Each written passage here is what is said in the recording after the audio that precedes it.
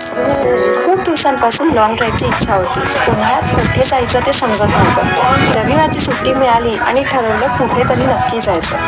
पेपरला वाचलं होतं पवना बॅकवॉटरमध्ये 8 महिने पाण्याखाली असणारं महादेवाचं पुरातन मंदिर उन्हाळ्यात पाण्याची पातळी खाली गेल्यामुळे दर्शनासाठी खुले झाले आहे. मग आम्ही लगेच स्टेप बनवला आणि निघालो. पुण्यापासून साधारण 1 तासाच्या प्रवासानंतर पवना बॅकवॉटरला. शेवटचा किलोमीटरवरचा रस्ता अतिशय कच्चा होता, म्हणून गाडी सोडून चालतच निघालो. धरणाच्या बॅकवॉटरमध्ये नेहमी पाण्याखाली असणारा भाग उन्हाळ्यात अतिशय हिरवागार दिसत होता. कालच पाऊस झाल्यामुळे वातावरणात एक आल्हाददायक गारवा होता. आजूबाजूचा परिसर अगदी नयनरम्य वाटत होता. छोटे छोटे तलाव, त्या तलावात पडणारे प्रतिबिंब अतिशय मनमोहक वाटत होते.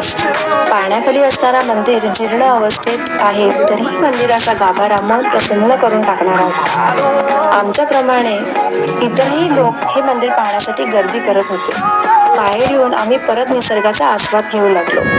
कडक उन्हाळ्यातही ही जागा काश्मीरची आठवण करून देत होती.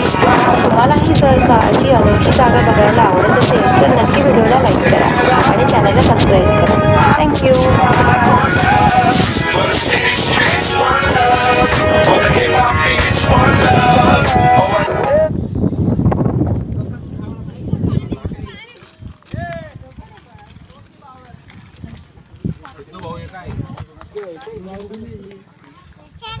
चला.